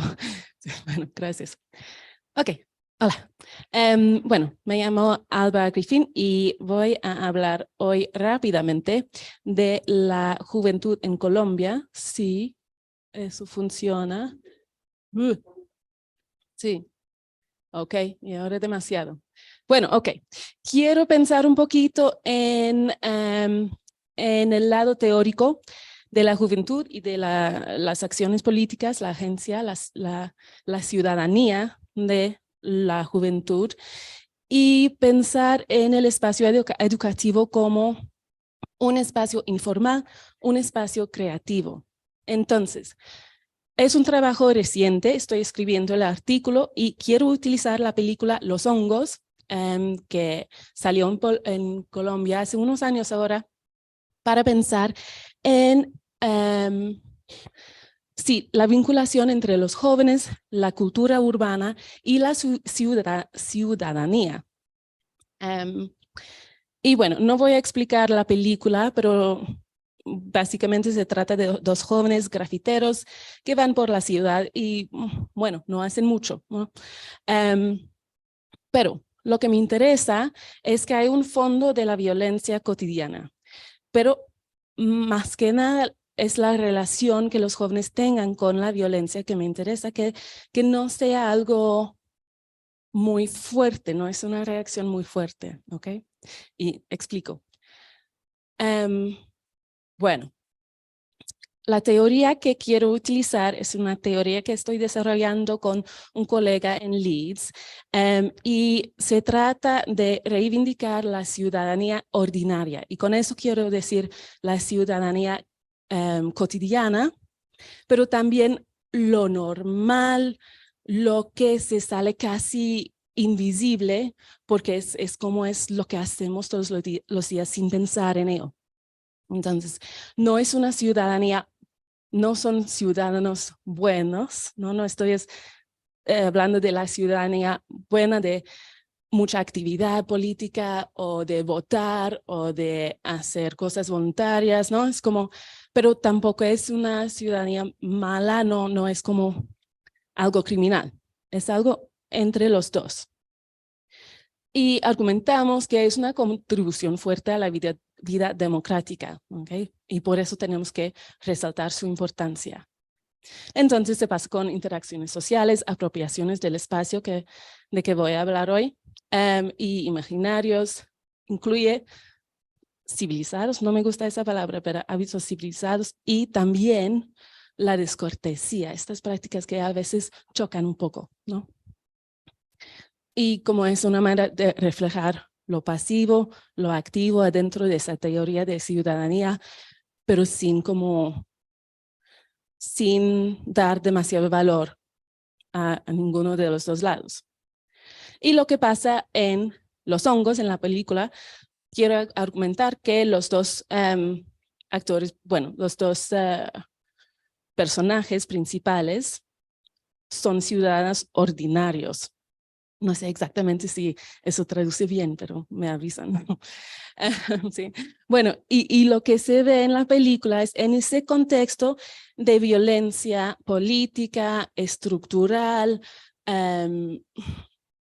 simbólica, en un contexto de Colombia, y si se basa en los años de Uribe, entonces ustedes probablemente conocen los diferentes tipos de violencia que hay en esa época.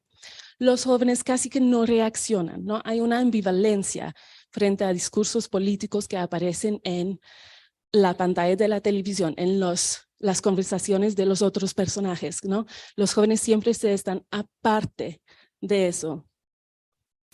Y muestran como una apatía frente a los proyectos de vida. Entonces, uno pierde el empleo al principio y no hace nada, ¿no? Bueno, ok.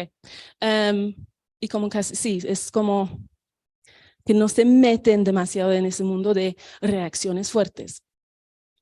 Y se muestran un desencanto con el sistema político, educativo, no van a clase, con la religiosidad y la iglesia en su vida.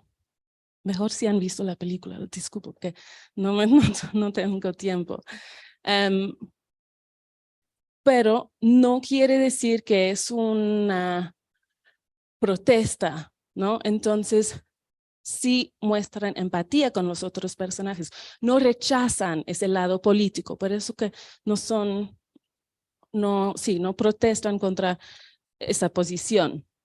Y muestran otras maneras de mostrar su agencia cívica, de su posición en el mundo, su posición en la sociedad, pero de manera muy a nivel familiar, a nivel de las relaciones entre los otros pintores de calle, por ejemplo, otras personas en su vida.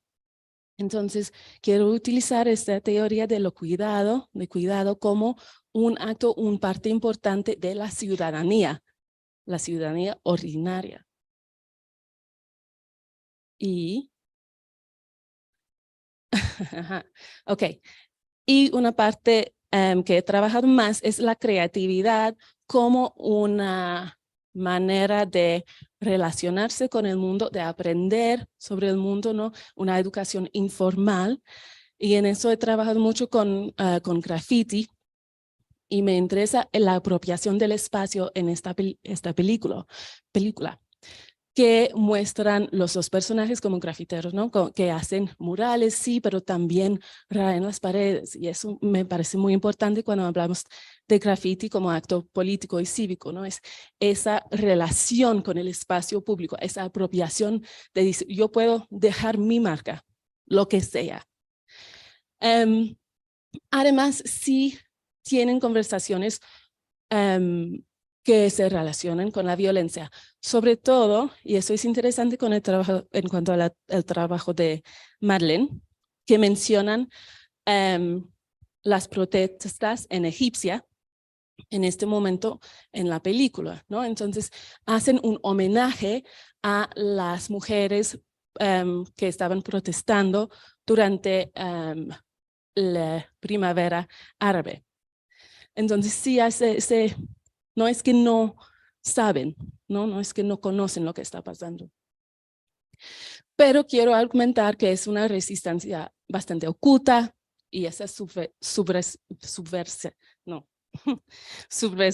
son cotidianas, como el silencio frente a los discursos políticos, la ausencia de lugares que normalmente son políticos o cívicos, como la iglesia o la universidad. Y de esta manera, como es más una negociación del orden social que un enfrentamiento a los problemas que hay en la vida social. Y en cuanto a la parte educativa, yo utilicé la teoría del vernáculo, ¿no? Del vernacular. No sé si traduce bien, pero es como que aprendemos y conocemos y reaccionamos y nosotros todos tenemos teorías sobre lo que está pasando en nuestra vida cotidiana, ¿ok? Entonces, ese es el lado de educación bastante informal. Y podemos hacer el vínculo. Yo creo que esa idea de la ciudadanía cotidiana funciona muy bien como está, pero si queremos hacer un vínculo con las acciones más grandes, las disrupciones más grandes, creo que el caso de Colombia sería un espacio interesante porque podemos ver las mismas lógicas en las estrategias de la protesta, que sí tenemos confrontación con la policía, ¿no? Confrontación violenta, activa, pero también el lado de la protección adentro de la protesta y las maneras en que los activistas estaban trabajando juntos. Me llama la atención el cuidado, ¿no? El cuidado adentro de eso. Las ollas comunitarias, la atención médica. Entonces fue una manera de trabajar juntos, ¿no? Y sobre todo el rol o el papel de la cultura y la producción cultural, graffiti, música, danza, todo eso, pero también en colectivo. Entonces estoy pensando en los murales grandes que nos están matando y todo, pero eso es un paso del graffiti haciendo su trabajo individual a un proceso muy colectivo y anónimo, ¿sí? Ninguno de los artistas están poniendo su firma y su Instagram en estos murales. Y quiero preguntar si podemos ver con este estallido social, no sé, sin romantizarlo, claro, un cambio en la representación de jóvenes y resaltando la importancia de los jóvenes en el estallido social, pero también en la elección de Petro y Márquez, y como resaltando su importancia como actores políticos y también como actores cívicos, como ciudadanos. Y quizás quiero indagar si hay un cambio en la percepción de ellos mismos, como la autorrepresentación, ¿no? Si se sienten que hay un cambio en su manera de ver su papel en la sociedad. Y termino aquí.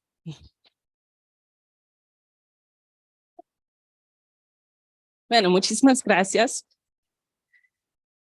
¿Qué hacemos ahora? 3 preguntas.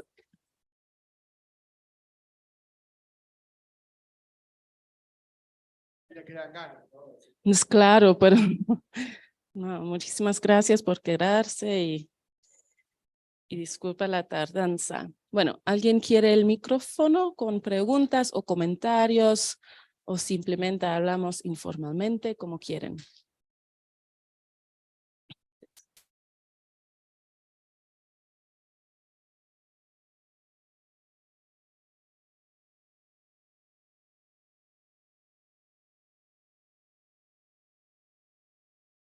Hola, buenas noches, tardes, noches, agradables tardes, noches.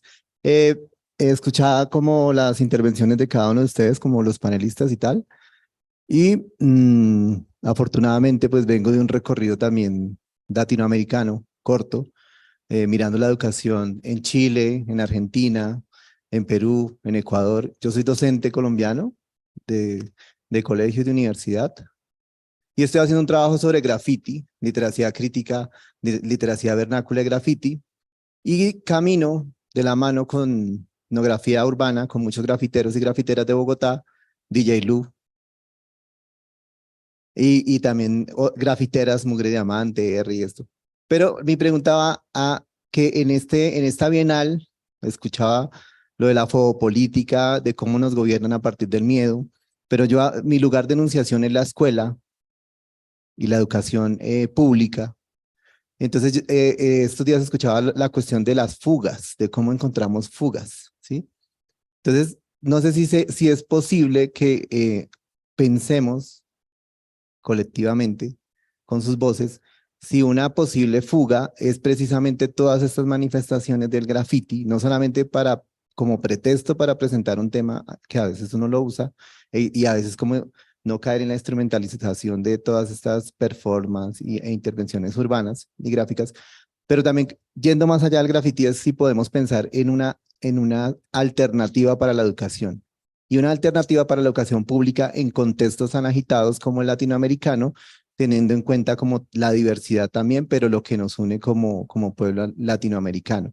No tampoco, y no quiero caer como en los formulismos, es que le tengo la fórmula, pero sí como una reflexión corta frente a esas alternativas para la educación. ¿Listo? Gracias. Gracias. ¿Otras preguntas o otros comentarios? Sí. Gracias.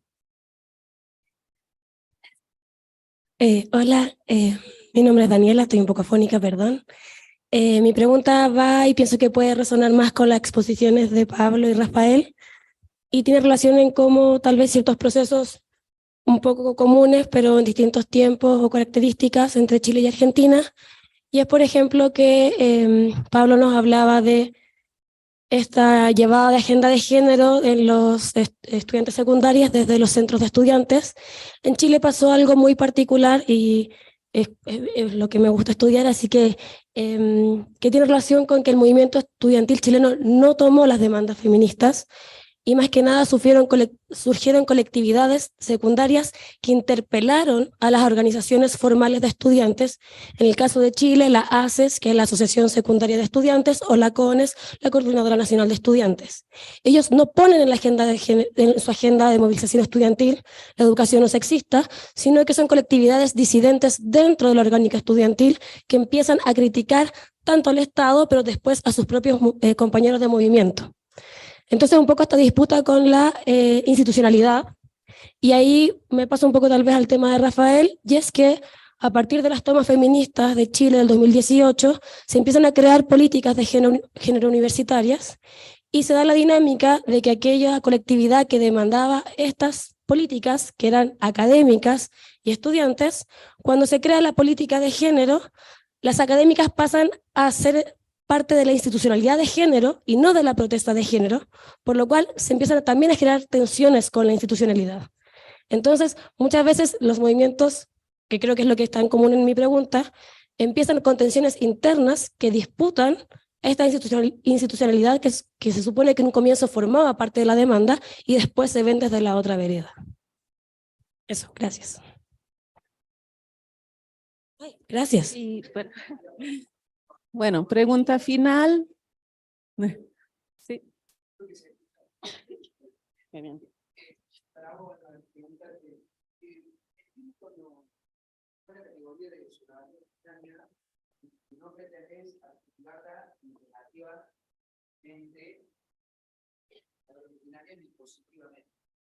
Pero cuando haces el desarrollo, interpreto, como ves cierta potencia de ese ejercicio, de ese tipo de ciudadanía, permanentemente está dentro del marco institucional general y en los momentos se corre, sale y vuelve a entrar, pero que digamos, su gran mayoría persiste en el marco de la institución. Entonces, preguntarte concretamente qué potencia es en ese ejercicio de ese tipo de ciudadanía. Quizás no pretenda que sea como normativamente debe ser, luego detrás de tu análisis técnico, ¿no? Su modificación. ¿Qué pasaría si se simplifica ese ejercicio que estas miradas quizás no están?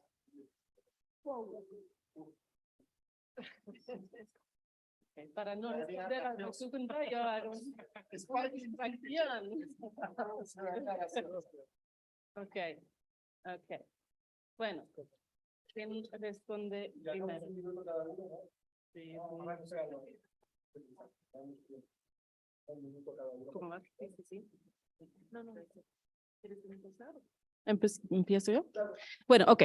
En cuanto a la ciudadanía, creo que en la teoría sí hay esa tensión entre lo que para mí la ciudadanía ordinaria es una manera de reflejar lo que está pasando en la vida en vez de tener esas ideas académicas de lo que es la ciudadanía cuando realmente la mayoría de la gente no votan ni hacen servicio voluntario ni tienen esta relación explícita con el Estado en su mente, ¿no? Entonces, como es una manera de pensarlo de manera diferente. Pero sí creo que hay algo potencial en lo cotidiano. Y yo creo que es para mí el lado de dar voz a esta cotidianidad y lo que la gente está haciendo de todas maneras, porque esos chicos en la película no se sienten como ciudadanos comunes, ¿no? Como que no, no hacen las cosas que se debe hacer. Y en cuanto a su apropiación del espacio que toman las calles en su skateboard, es una disrupción del tráfico, es una disrupción de las normas de cómo se toman las calles y todo y eso. Creo que si pensamos en esto en serio, podemos trabajar mejor con las personas, con los jóvenes, en criticar la realidad social y en dar pasos a cómo cambiarlo, ¿no? Es como, pero es algo, es pequeñito, pero es importante porque es la vida cotidiana y que yo creo, y yo veo eso en Inglaterra, que hablar de la política demasiado, que protestar y todo eso, que la gente no le gusta, no quiere tocar eso, pero si ven algo pequeñito como una cosa que se puede hacer, creo que hay una potencia en eso, ¿no? No sé si explico bien. Y de esta manera es como la educación alternativa. Yo creo que es en el proceso de hacer graffiti, eso se puede como enseñar, el proceso de entender, apropiarse del espacio urbano y tener confianza en su derecho de crear estas teorías sobre la vida cotidiana, que el graffiti o las cosas pueden ser como educación alternativa, ¿no? Empoderar a la gente.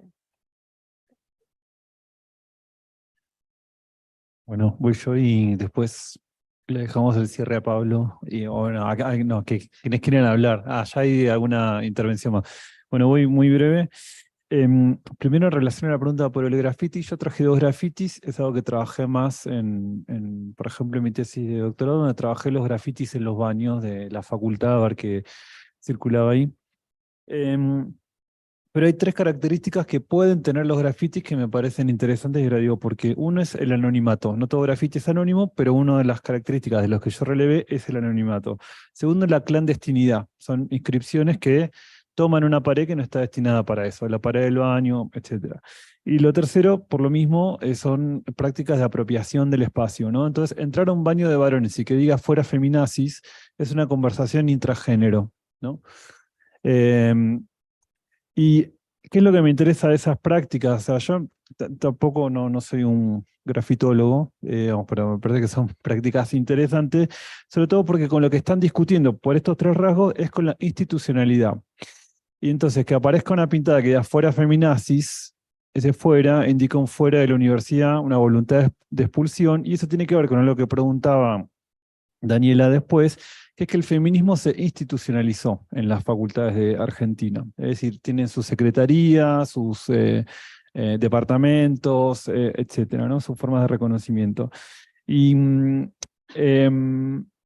entonces voy al segundo punto, ¿no? Que aparecen como formas de, digamos, de protesta contra los márgenes de esa institucionalización. Por ejemplo, que no tomó el tema de masculinidades por un feminismo tal vez algo mujerista, o nada, la voluntad de ir en contra de esas políticas de género fuera feminazis.